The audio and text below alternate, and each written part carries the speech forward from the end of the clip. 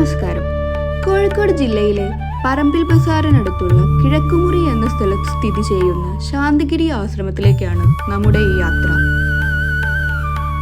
മനോഹരമായ ഈ വഴികളെല്ലാം കടന്ന് ഒടുവിൽ നമ്മളെ കാത്തിരിക്കുന്നത് ഇതിലും അതിമനോഹരമായിട്ടുള്ള ഒരു ദൃശ്യവിരുന്നാണ്.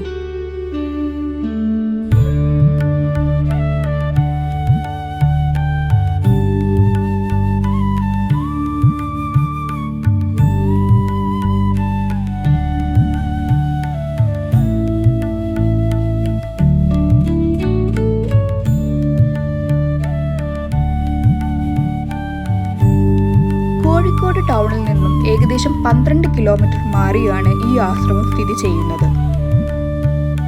ഏകദേശം 10 ഏക്കർ ചുറ്റളവിലാണ് ഇത് നിലനിൽക്കുന്നത്. ഗൂഗിൾ മാപ്പിൽ ശാന്തിഗിരി ആശ്രമം എന്ന് ലൊക്കേഷൻ കൊടുത്താൽ നമുക്കിവിടെ എത്തിച്ചേരാം. കേരളത്തിൽ കാസർഗോഡ് ജില്ലയിൽ ഒഴികെ ബാക്കി എല്ലാ ജില്ലയിലും ആശ്രമം സ്ഥിതി ചെയ്യുന്നുണ്ട്.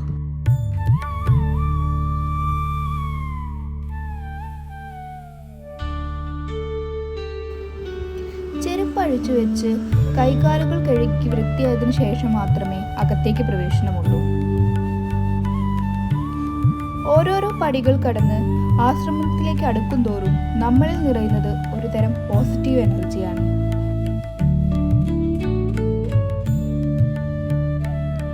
വിടർന്ന താമരപ്പൂവിന്റെ മാതൃകയിലാണ് ഈ ആശ്രമം രൂപകൽപ്പന ചെയ്തിരിക്കുന്നത്. അതുതന്നെയാണ് ഈ ആശ്രമത്തിന്റെ പ്രത്യേകതയും.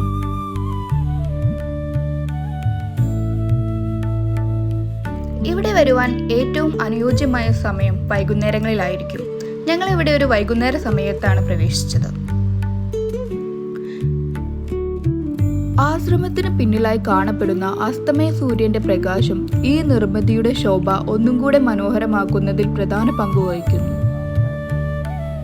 അകത്തേക്ക് പ്രവേശിക്കുമ്പോൾ ഇവിടെ ഒരു രജിസ്റ്ററിൽ നമ്മുടെ പേരും ഫോൺ നമ്പറും സ്ഥലവും രേഖപ്പെടുത്തണം. ഉള്ളിലേക്ക് എത്തുമ്പോൾ പറഞ്ഞറിയിക്കാൻ പറ്റാത്ത ഒരു പ്രത്യേകതരം അനുഭൂതിയാണ് നമ്മൾക്ക് ഓരോരുത്തർക്കും ലഭിക്കുക. ആശ്രമ സ്ഥാപകൻ ഗുരു നവജ്യോതി ശ്രീ കരുണാകര ഗുരുവിൻ്റെ ആശയത്തിൽ അധിഷ്ഠിതമായാണ് എല്ലാ ആശ്രമവും പണി കഴിപ്പിച്ചിരിക്കുന്നത്. തിരുവനന്തപുരം ജില്ലയിലെ പോത്തങ്കോട് എന്ന സ്ഥലത്താണ് ഇതിൻ്റെ ആസ്ഥാനം സ്ഥിതി ചെയ്യുന്നത്.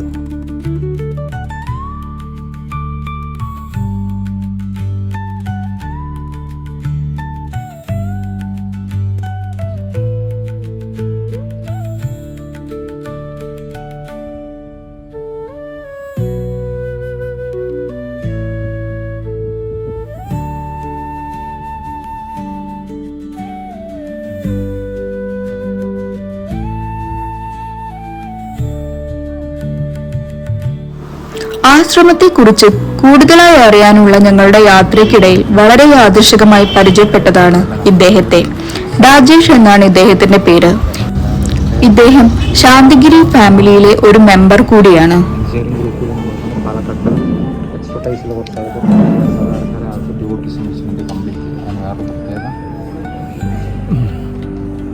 ശാന്തിന്റെ പ്രത്യേകത ജാതി മതമില്ല. അതുകൊണ്ട് ജാതി മതമില്ല. ശാന്തിയുടെ ദൈവമാണ്. ദൈവത്തിന് ഒരിക്കലും ശാന്തി മാത്രം.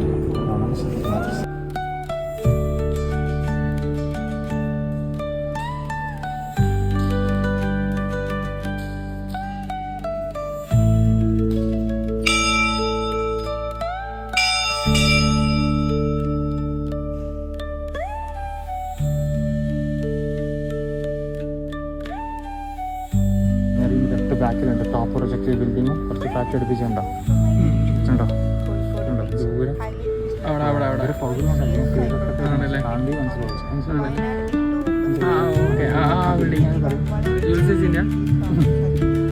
ഹൈലൈറ്റും ബിസിനസ് പാർക്ക് അതല്ലേ നമുക്ക് പറയാൻ വേണ്ടി ടെക്കെന്ന് പറയാൻ പറഞ്ഞല്ലോ. ഒരു ഇത്ര ക്ലൗഡാണ് നമുക്ക് ക്ലിയർ അല്ല. ULCCൻ്റെ IT പാർക്ക് ഞാൻ പറഞ്ഞ ആ കോർണറിൽ കണ്ടോ. ആ കോർണറിൽ തൊട്ട് മുന്നിൽ ചെറിയൊരു കുന്നുകളില്ലേ, ചെറിയൊരു എലിവേഷൻ ഗുരുവായൂർപ്പാങ്കുളം. പിന്നെ ഹൈലൈറ്റ് കഴിയുമ്പോൾ നേരെ അങ്ങോട്ട് പോകാം. 2 ചെറിയ ബ്ലോക്ക് ഉണ്ടോ, പച്ച മെഡിക്കൽ കോളേജ് പത്തോർ സൈഡ് കാണാം. ഉണ്ടോ ഉണ്ടോ ആ ഹൈലൈറ്റിന് അതേ ലെവലിൽ ഏറ്റവും ആകാശം മുട്ടി നിൽക്കുന്ന എക്സ്ട്രീം ബാക്ക് ഞാൻ പറഞ്ഞു. ഹൈലൈറ്റ് കണ്ടോ ഈ പച്ചപ്പ് കണ്ടോ ഇങ്ങനെ എന്തിലല്ലേ ഏറ്റവും ബാക്കിൽ ഞാൻ പറയണത്, ഏറ്റവും ആകാശം മുട്ടി നിൽക്കുന്ന എൻ്റെ രണ്ടങ്ങൾ എൻ്റെ ഉണ്ടോ പച്ചപ്പിൻ്റെ എൻ്റെ അതിന് ഈ ഗ്രീനറിന് നേരെ ബാക്കിൽ ഷെയ്ഡായിട്ട് കാണാമെങ്കിൽ ഒരു ചെറിയ ബിൽഡിങ്, അതാണ് ഹൈലൈറ്റും ബിസിനസ് പാർക്കാണ്. അത് കഴിഞ്ഞ് അങ്ങനെ ഇടത്തോട്ട് പോയാൽ 2 പച്ച ബ്ലോക്ക് അവിടെ, പച്ചെന്ന് മനസ്സിലാവില്ല, ആ ബ്ലോക്കാണ് മെഡിക്കൽ കോളേജ്, ക്ലോക്ക് ടവർ സൈഡിൽ കാണാം. പിന്നെ അത് ചെടീൻ്റെയും ബോർഡിൻ്റെ ഇടയിൽ കൂടെ നേരെ ചുവന്ന റൂഫ് ബാക്കിൽ ആണ് സ്പൈസസ് പാർക്ക്, സുഗന്ധവിള കേന്ദ്രം, ചെലവൂർ കുന്നമംഗലം സ്പൈസസ് പാർക്ക്. പിന്നെ നമ്മളിതാ ഫസ്റ്റ് ഈ വലിയ ഞാൻ ഇറങ്ങുന്നുണ്ടല്ലോ മല, അങ്ങോട്ട് ഇപ്പോട്ടെ വരും കോഴിക്കോട് ബീച്ച്. ശരിക്കും നല്ല ഫോഗ് ഉണ്ട്, ഇല്ലെങ്കിൽ സ്കൈ ലൈനാണ് ഫസ്റ്റ് കാണുന്നത്. എനിക്ക് ഇതാ തൊട്ടിപ്പുറത്ത് കോർപ്പറേഷൻ ബിൽഡിംഗ്, ഗാലക്സിയാണ് ഷെയ്ഡായി കാണുന്നത്. ആശ്രമത്തെക്കുറിച്ച് കൂടുതൽ വിവരങ്ങൾ നമുക്ക് ഇദ്ദേഹം പറയുന്നത് കേൾക്കാം. ആലപ്പുഴയാണ് ഗുരു ജനിക്കുന്നത്, ചന്ദ്രൂർ എന്ന സ്ഥലത്താണ് ജനിക്കുന്നത്. ചെറുപ്പത്തിന് ആത്മീയ കാര്യത്തിൽ താല്പര്യമുണ്ട്. ഗുരു ആ വഴിക്കാണ് സഞ്ചരിച്ചിരുന്നത്. ഫസ്റ്റ് ആദ്യം ആലുവ അദ്വൈതാശ്രമം എറണാകുളം, അവിടെ പോകുന്നു. അവിടെ കുറച്ചാലും ചെലവഴിച്ചു. അതിന് ശേഷം വർക്കല ശ്രീനാരായണ ആശ്രമം തിരുവനന്തപുരം, അവിടെയും കുറച്ചാലും ചെലവഴിച്ചു. അതിന് ശേഷം ഖുറേഷി ഫക്കീർ എന്ന് പറഞ്ഞ മുസ്ലിംസിലെ സൂഫി വിഭാഗത്തിൽപ്പെട്ട ആളായിരുന്നു. അദ്ദേഹമായിരുന്നു ഗുരുവിനെ 10 കൊല്ലത്തോളം കൊണ്ട് നടക്കുന്നു പറഞ്ഞു കൊടുക്കുന്നു. അദ്ദേഹത്തിൻ്റെ 10 കൊല്ലത്തിന് അതിനുശേഷം അദ്ദേഹം തന്നെ പറയുകയാണ്, ഇനി ദൈവം നിനക്ക് വേണ്ടതെന്ന് നീ ഒറ്റയ്ക്ക് പോകാൻ പോരാണ്. അങ്ങനെ ഗുരു വഴി പിരിയുന്നു. തിരുവനന്തപുരത്തിൻ്റെ പോത്തൻകോട് എന്ന് പറഞ്ഞ സ്ഥലത്ത് 1964 കാലഘട്ടത്തിൽ ഗുരു ഷെഡ് കെട്ടി താമസിക്കുന്നു. വേറെ ആൾക്കാർ എന്തോ പ്രത്യേകത തോന്നിയിട്ട് ഗുരുവിനെ കാണാൻ വരികയാണ് അക്കാലത്ത്. വന്നവരിലധികം മാറാരോഗങ്ങളും വലിയ ജീവിത പ്രശ്നങ്ങളും സാമ്പത്തികമായി തകർച്ചകളും മറ്റ് കുടുംബ പ്രശ്നങ്ങളൊക്കെ ആയിട്ടാണ് വന്നത്. അവരെല്ലാം ഗുരുവിൻ്റെ ഉപദേശപ്രകാരം പ്രാർത്ഥിക്കുകയും ചികിത്സിക്കുകയും ചെയ്തു. അതിനൊക്കെ രക്ഷപ്പെട്ടു. അപ്പോൾ ധാരാളം ആൾക്കാർ അവിടെ ഗുരുവിനെ കാണാൻ വന്നു. അങ്ങനെ അതാ പോയിൻ്റാണ് ഞങ്ങളുടെ പ്രധാന ആശ്രമം ഡെവലപ്പാൻ. പിന്നെ അതിനുശേഷം 1999 ഗുരുദേഹം വിടുകയും അങ്ങനെ അപ്പം ഞങ്ങൾക്ക് ദൈവവാക്ക് കിട്ടുന്ന പ്രകാരം ഗുരുവിൻ്റെ ബോഡി പ്രധാന ആശ്രമത്തിൽ തന്നെ വയ്ക്കുന്നു. അവിടെ താമര ഷേപ്പിൽ ഗുരു പർണശാല എന്ന് പറയും, ബോഡി വെച്ച് കൊടുത്ത് അങ്ങനെ പർണശാല എന്നൊക്കെ കെട്ടിയിട്ടുണ്ടാക്കുന്നു. 2010 ഇന്ത്യൻ പ്രസിഡന്റ് പ്രതിഭാ പട്ടേൽ വന്നത് ഉദ്ഘാടനം ചെയ്യുകയും ചെയ്തു.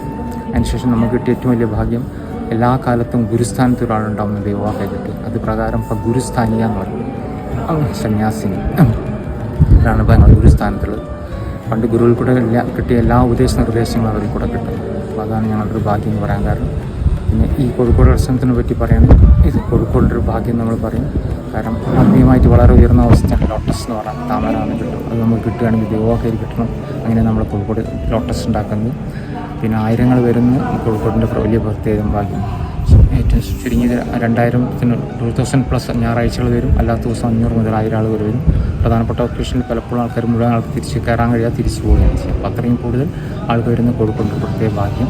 പിന്നെ വിശ്വജ്ഞാന മന്ദിരം ആദ്യമായിട്ട് നമുക്ക് കിട്ടിയത് കോഴിക്കോട് ആശ്രമത്തിലാണ്. പേര് വിശ്വം എന്ന് പറഞ്ഞാൽ ലോകം, ജ്ഞാനം എന്ന് പറഞ്ഞാൽ അറിവ്.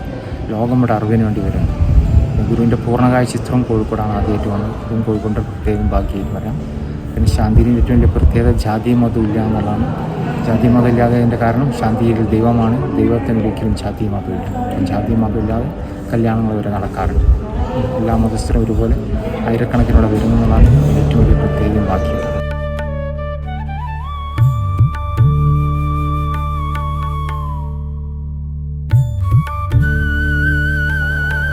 ജാതിമത വ്യത്യാസമില്ലാതെ എല്ലാ മതക്കാർക്കും ഇവിടെ പ്രവേശിക്കാം.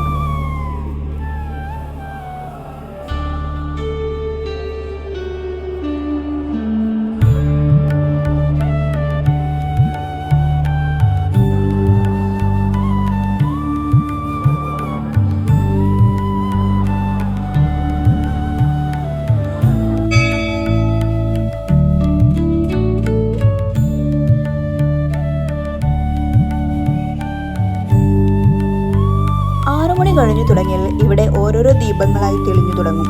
ദീപാലങ്കൃതമായ ആശ്രമം കാണാൻ മറ്റൊരു ഭംഗി തന്നെയാണ്. ജ്വലിച്ചു നിൽക്കുന്ന സൂര്യനുമായി ചിലപ്പോൾ സാദൃശ്യം തോന്നിയേക്കാം.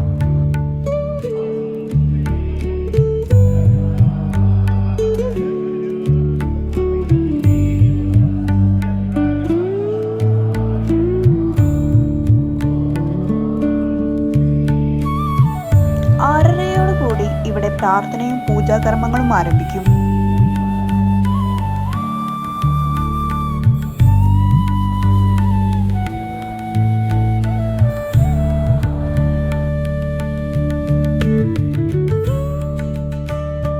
ഇവിടുത്തെ കാഴ്ചകളും അന്തരീക്ഷവും എല്ലാം ആസ്വദിച്ച് നിറഞ്ഞ മനസ്സോടെയാണ് ഞങ്ങൾ ഇവിടെ നിന്നും വിട പറഞ്ഞത്.